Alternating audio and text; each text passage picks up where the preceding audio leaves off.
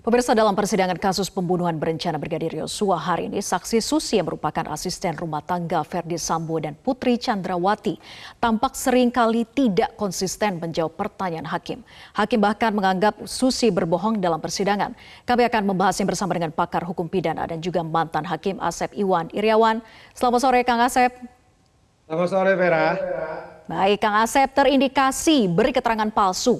Majelis Hakim berulang kali menyatakan Susi ini berbohong. Apakah Anda juga menangkap ada skenario yang mengatur jawaban Susi?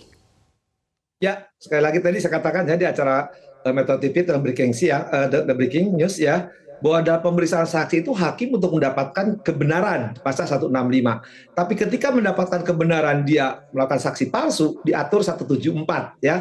Jadi udah diingatkan, bahkan hakim lebih dari 10 kali, bahkan berkali-kali mengatakan bohong tidak masuk akal. Ya, satu lagi. Yang ketiga lebih penting lagi, 158 ya, bagaimana mengatakan hakim jarang menunjukkan sikap ya. Tapi kan hakim udah jengkel kan. Sebenarnya dibuka 174 ketika saksi bohong ya. Menggunakan 174 dan menurut 174 dapat ditahan dan dikenakan pidana 242 kalau merugikan terdakwa 9 tahun. Itu aturan main, ajas legalitas. Ya, sekali berkali-kali tadi saya katakan di Breaking News. Nah, sekarang kenapa dia melakukan itu? Ya wajar. Makanya di saksi itu tidak boleh punya hubungan ke pekerjaan, kekerabatan, hubungan sedara, hubungan semenda. Ketika dia punya hubungan hubungan pekerjaan, pasti akan bela majikannya gitu kan. Nah, ketika bela majikannya hakim sudah menilai dan lebih dari katakan 10 kali mengatakan itu, harusnya hakim nggak bawa emosi, langsung aja tetapkan berita acara, suruh perintahkan jaksa membuat dakwaan, perintahkan saksi ditahan, diproses. Itu aturan sudah ada. Jadi jangan sampai terbawa banyak emosi. Benar, supaya nanti pembelajaran bagi saksi berikutnya. Tujuannya apa saksi melakukan itu? Sudah ketahuan sejak awal. Ini akan membuat cerita pembunuhan ini didahului dengan pelecehan seksual, di mana yang akan menyalahkan kepada almarhum J. Makanya ditutupi kelakuan KM maupun RR ya. Dan demikian juga kan tadi ketika ditanyakan kepada terdakwanya E, bayar memberi catatan. Kan yang paling sederhana pertanyaan terakhir, masa seorang pembantu rumah tangga dia nggak tahu yang tinggal di rumah? Ya, tinggal di rumah padahal ada kamarnya untuk almarhum J, ya karena tinggal di situ. Kan betul-betul maaf ya saya katakan terlalu harusnya majelis hakim menetapkan dia sebagai tersangka ya, terdakwa bukan sekali karena proses saksi palsu itu sudah melalui tahapan tersangka terdakwa. Ini harus dilakukan oleh majelis hakim dan saya kira hakim-hakim dulu ini memahami pasal sekali lagi KUHP ya, jangan salah kutip, KUHP 174 prosesnya pidananya 242. Kang Asep, apakah tidak lebih baik ketika hakim menunggu dulu konfrontasi dengan saksi lain seperti Kuat misalnya? Beda, sekali lagi, kan hakim sudah mengambil pernyataan itu, artinya hakim sudah tahu persoalannya. Kan hakim sudah mengingatkan, jadi di 174 hakim mengingatkan, 158 mengatakan cari kebenaran, tapi kalau ngeyel berkali-kali, bahkan 10 kali, ya kalau dihadapkan tuh nanti, gitu kan. Tapi sekarang kesaksiannya, bayangkan kalau semua beri kesaksian palsu, ya semua dihadapkan ngapain juga semuanya palsu kok, karena mereka ada hubungan pekerjaan tadi, ada ikatan-ikatan emosional yang wajar, ya mereka akan membela majikannya. Nah ini tidak boleh. KUHP sudah mengatur kok jelas, tegas, tuntas aturan KUHP. Kalau nanti dihadapkan, tidak ada 164 ya, 164 KUHP itu mengatur, 165 ya, menguji kebenaran itu dihadapkan. Orang suka menggunakan istilah konfrontir, nggak ada tuh konfrontir, menghadapkan ya segala keterangan mereka masing-masing. Tapi acara bukan gitu. Jadi kalau sekarang diperiksa baru yang pertama ini sudah beri kesaksian palsu, sudah diingatkan bahkan hakim beri pernyataan lebih dari 10 kali ya, ketua dan majelisnya, kemudian diingatkan juga oleh JPU-nya, bahkan hakim penasihat hukumnya bagus ya mengajukan supaya menggunakan 174. Itu cerdas sekali penasihat hukumnya, menurut saya pintar ya.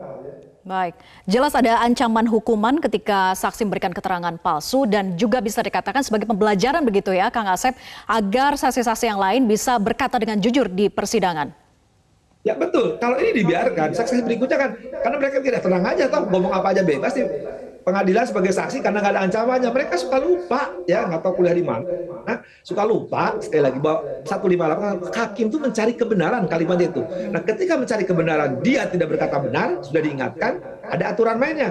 Kalau ini didiamkan, saksinya kan tidak 11 orang ya hari ini. 11 orang bisa mengikuti karena nggak ada sanksi. Tapi kalau hari ini mengikuti 174, kalimatnya jelas, sudah diingatkan berkali, atas jabatannya hakim, atas usul penuntut umum, atas usul penasihat hukum, atau asal usul terdakwa, dapat ditahan kok. Itu aturannya jadi sudah sering dilakukan bagi yang ngerti ya. Nah, coba kalau nggak ngerti, lakukan itu. Kalau enggak, nanti saksi berikutnya akan melakukan hal yang sama. Artinya apa? Kebohongan rekayasa ini dimulai dari awal, terus dilakukan terus. Jadi persidangannya tidak gelar lagi, jadi drama seri terus gitu. Tapi kalau mereka mengatakan jujur, kan pengadilan tempat orang mencari keadilan. Dan ketika keadilan itu kan ada kepastiannya bermain di 174, itu 158, ya. Asalnya 242. Untuk apa? Manfaatnya untuk saksi berikutnya. Nah, kalau ini tidak dilakukan, tujuan hukum tidak tercapai, nggak ada kepastian, nggak ada keadilan, manfaatan. Karena semuanya dibohongin, istilahnya dikadalin gitu. Sebelum dikadalin, hakimnya harus jadi dinosaurus. Anda jangan bohongin kami mencari kebenaran. Anda bohong, proses. Baik Kang Asep, sepertinya majelis hakim masih memberikan kesempatan kepada Susi untuk bisa berbicara dan berkata jujur di persidangan. Apakah mungkin misalnya Susi ditempatkan di tempat khusus, tidak bertemu siapapun agar menghindari ada intervensi, tekanan ataupun juga ancaman untuk disiapkan memberikan kesaksian di sidang berikutnya? Dan apakah LPSK juga bisa berperan di sini Kang Asep? Fair, ya. Hukum acara itu tekstual, limitatif, non-interpretatif, diinginkan memaksa. Itu aturan terjadi. Tidak ada memberi kesempatan, apalagi memberi kesempatan khusus. Karena hakim diberi kesempatan mengingatkan. Bahkan hakim tidak mengingatkan. Tadi saya katakan, sudah menyatakan berkali-kali lebih dari saya hitung selusin tuh. Mengatakan bohong, ya, dan segala-galanya itu silakan dibuka terus. Satu itu. LPSK yang nggak bisa di sini. Karena saksi itu, ya, yang membuka pidana lebih dia bagian dari perbuatan itu, dan dia membuka aib yang lebih besar, dan dia harus mengajukan permohonan kepada LPSK.